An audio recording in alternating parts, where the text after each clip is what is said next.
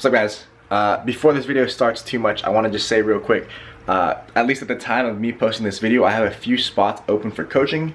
So if you want to work with me, basically what that would include is nutrition and training programming, unlimited email access every single week or every day if you wanted to, and at least one meeting per week face-to-face with either a video call, or if you're local, we can do it in person as well. But yeah, if you're interested in that, my email address is down below. Shoot me an email.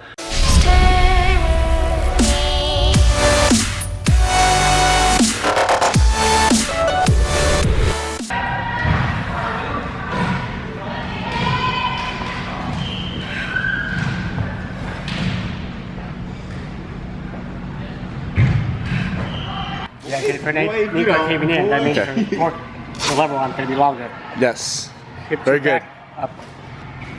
Right, Lawrence? Yeah. What happened? We're talking about dick size. Oh, yeah. Smaller the better, right? Let's go. Come on.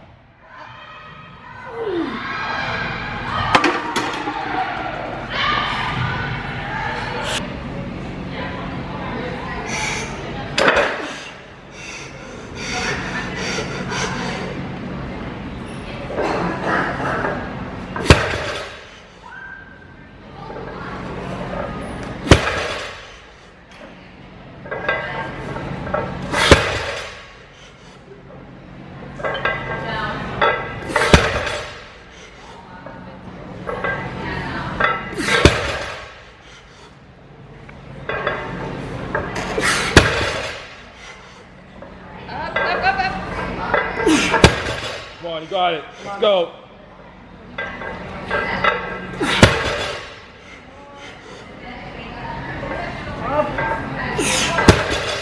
Come on. Come on. Come on, lock it out. Come on, there you go. Good, Ken. Hey, Alan, that's totally fine. The bench is looking pretty good as far as how it's moving, at least. Right now, I am currently waiting for my phone to ring. There's a shop in Berkeley. I'm currently in Sacramento, so that's about an hour and a half with no traffic. I'm waiting for them to call me to tell me that my part's ready to pick up. I had my last meeting just now, and at 11:30. My next meeting in line, I have this really big gap where I allowed myself some time to go grab the seats, but I just gave it away. Grab the parts. But I need to be back here by 6 p.m. at the latest to get ready for work again. Before I leave, this is what we're working on since I already gave it away. So these are stock seats that just came out. I wanted to film this so I could have a little bit of a tutorial, but honestly, it's like ridiculously easy. All you gotta do when you're taking your seats out, this is what it looks like in the interior without seats. If you have electric seats, slide them all the way back, pop the little plastic covers off that cover these things here, undo the bolts. In my case, they were 14mm bolts. Breaker bar really helps. Undo the bolts there, get your seat all the way forward, uncover the back ones, undo the bolts there, and then once all the bolts are undone on both sides, then you want to go to your battery, unplug that, let it sit for a while, or at least drain any residual charges to make sure that you don't mess with your airbag. Don't accidentally make it go off. And once all that's done, you will have to kind of like lean your seat back, tilt it back onto these back ones, or lean it back on the back corner so you can undo these harnesses. So you've got this big one here. This one is for the power seats. This small white one here, this is for your seatbelt sensor, so your car knows whether you're buckled in or not. And this one here, yellow one's for the airbag. I've actually wired in the 2.2 ohm resistor here. That little thing, I don't know if you can see that little bump there. If it'll focus. It's a 2.2 ohm, which I know is a very uncommon size.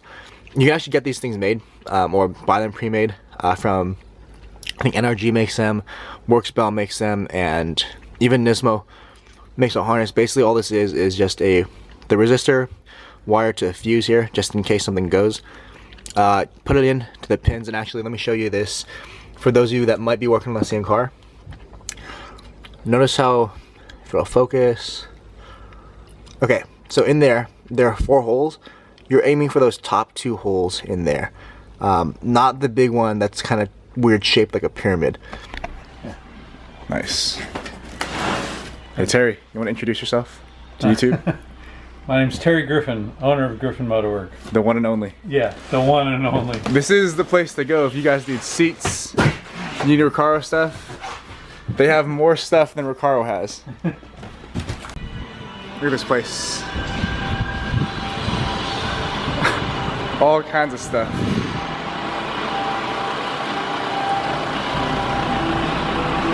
Mostly German cars.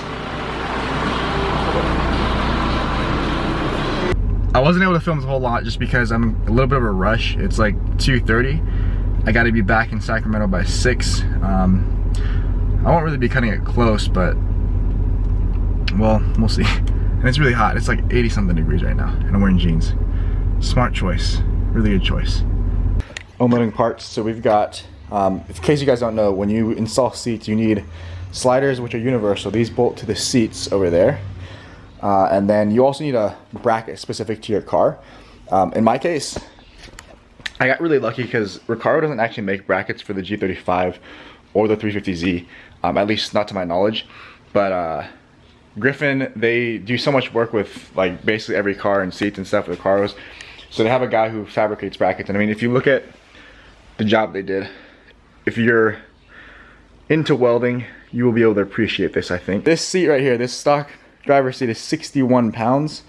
According to my calculations, including the weight of both the seat bracket and seat rails and all the hardware, the difference ends up being about 20 pounds a seat, which is not huge, but it's something, especially with a car that weighs 3,500 pounds dry. All right, so if any of you guys are watching this for educational purposes, they provide you with M8 and M6 bolts here. If you are using a Sportster CS like I am, you can use M8 bolts with the larger washers. And basically, if I can make this work, actually you can still see it here. So put in the back bolts first. This is the seat bottom. Put in the back bolts first here. You're gonna have to move the seat rail a little bit to get access to those. Once those are in, you'll have to put the slider on, or sorry, this handle here. Notice, this is important if I can get it out. Well, you can kind of see it. There's a little tab right in there. You want to make sure you slot that hole into the tab first, and then snap this into place here. Once you've got that, you know, everything's pretty much together. You kind of just have to get to the top hole there and get your top bolts in, and then of course tighten everything down. So first seat is all put together. It's on brackets and everything. We'll see. Put it in the car, see how it looks, how it feels, and try to mount it. Job is done, finally. Gotta say, be completely honest and objective, the driver's seat feels amazing. Sitting positions is a lot better for me. I don't miss the adjustability because I mean you do basically lose everything except for forward and back and then the recline function. And honestly, the forward and back function, the sliders do not work that well. I'm guessing or assuming it's because the brackets are custom and there's like a little bit of like the tolerances probably aren't as tight as it would be if they're like OEM brackets. As well made as those brackets are, they were not that precise. I had to actually expand one of the holes. I took a Dremel to one of the holes to make sure that I had enough room to actually get all 4 bolts down. Honestly, like the seating position here, where it's like kind of currently stuck at, it's more legroom than anybody would ever need, and nobody really ever sits in the back seat because it's way too small. So I'm okay with that. The most important thing that I'm impressed with is that I actually wired the seats underneath correctly. I showed you guys that earlier, but I was worried about the seatbelt thing and the whole airbag thing, but I just checked, turned on the car. No airbag light, seatbelt light works fine, everything's good. I've driven with the seats in the car for a couple days now, and I've got to say, really, really enjoying them. They fit me way better than the stock seats did. I'm sitting lower so my head's not hitting the ceiling. The bolstering is pretty much perfect for me. And that's something that I didn't think I would appreciate as much because I don't really drive all crazy and stuff, but the side bolster makes a big difference. Like even when I'm turning normally, like in daily driving, I don't have to like support myself with my legs or anything. I kind of just relax in the seat and the bolsters do their thing. So that's been really cool. Another thing that I appreciate about these seats is that because the seats sit lower, I can actually like no, I don't have to lean or recline the seat back by like 45 degrees like I did with the stock seats in order to fit in the car. So I can now sit fairly upright, which means that my head, like when I lean back, I don't have to lean back like super far, and actually I can have my head against the headrest when I drive, which is cool, I guess. The only thing I'm worried about is that I haven't driven this for like a long distance or anything, and that's the whole, like, one of the main reasons I got the seats is that I didn't want to sit in my stock seats for however many miles it is from NorCal to Irvine. I know some people might question my choice of materials. I've got suede centers with leather bolsters. Wasn't my first choice. I would have got full leather or even vinyl, just because it's easier to keep clean, easier to maintain. But Terry convinced me to go with the suede, partially because I had them in stock, also because it was cheaper than going full leather. And the big thing for me that I appreciate right now is that when I get in the car and it's hot, it doesn't burn my ass, doesn't burn my back or anything like that. But I know for sure one thing that's going to be kind of a pain in the ass is keeping them clean, which I have to do, because if suede gets dirty, it's really hard to clean it. I don't know how much I've told you guys about it on the channel, but for the other business, this car is like officially the marketing and prototyping car.